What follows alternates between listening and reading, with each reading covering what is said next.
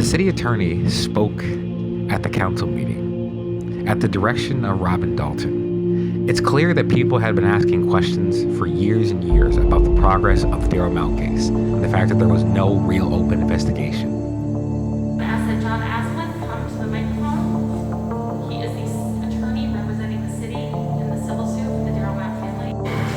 There's been some time that's elapsed during the course of the litigation. I've given this council several updates over the years as to where things stand.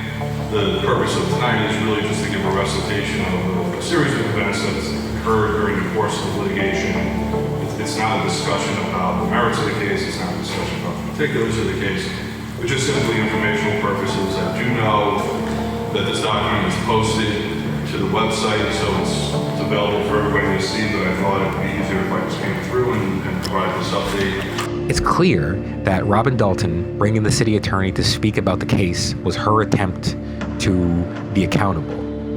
But we have to ask ourselves, is bringing the city attorney to tell us things that we could have read in an email really a step towards accountability? Communications between the Saratoga Springs Police Department and the Saratoga County District Attorney's Office and investigations in general. There are email communications September 1st and September 5th, 2013 between then Chief Beach and then District Attorney Murphy concerning the events that occurred in the days prior and whether or not the District Attorney was going to take an investigative role in that. Those emails speak for themselves. In October of 2013, the New York State Attorney General's Office communicated with then District Attorney Jim Murphy, and there were a series of complaints between some members of the Mount family and some friends and family of the Mount family and others, asking the Attorney General's Office to investigate the events that occurred on the evening of August 31st of 2013.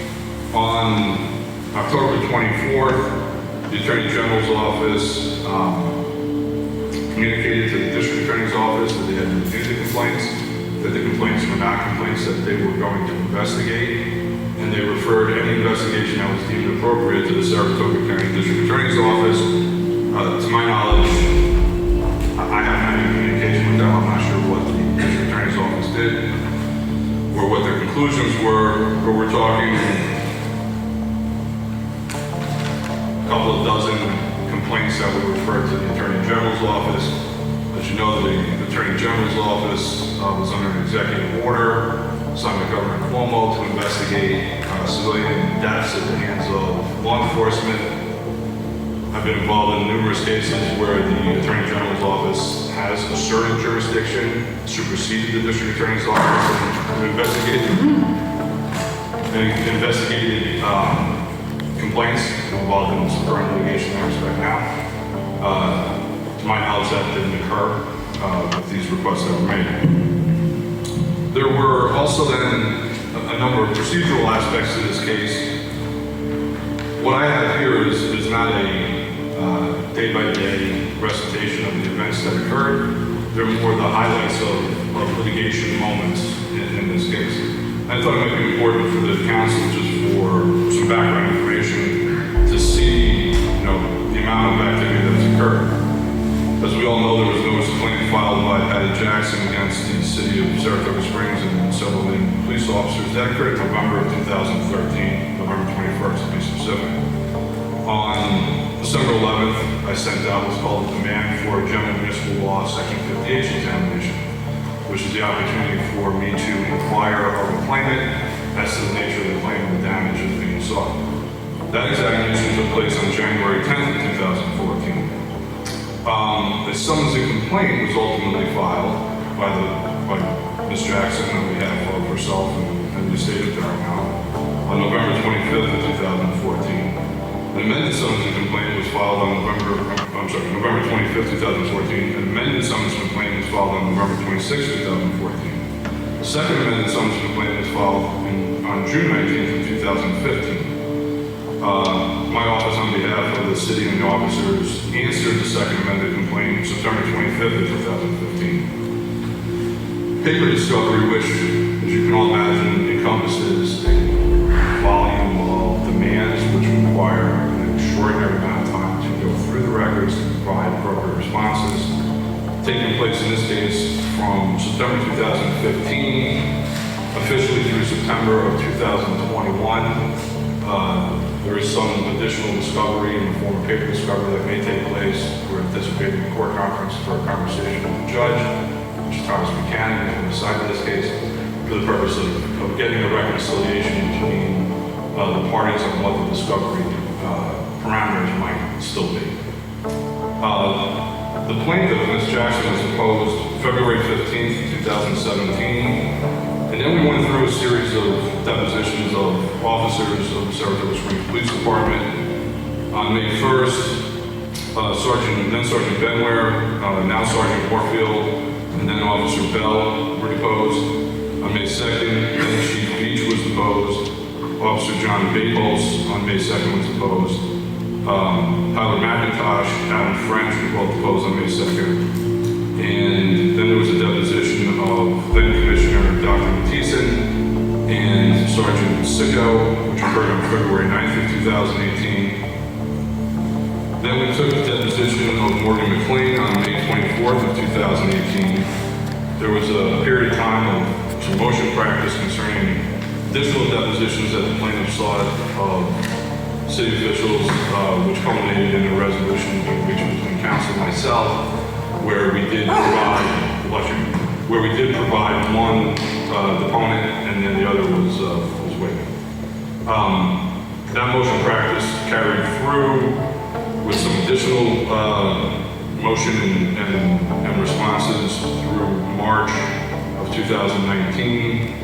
There was a deposition of Miranda Mount and Kevin Pedersen on August 16, 2019. There was a decision on a protective order that I had sought dated August 28, 2019. On October 25th, 2019, on behalf of the city, I made a motion to dismiss the case. In response to the motion, the plaintiff's counsel requested a conference with the court to discuss what he perceived to be additional testimony from some folks and paper discovery that he thought was needed in order to propose the motion.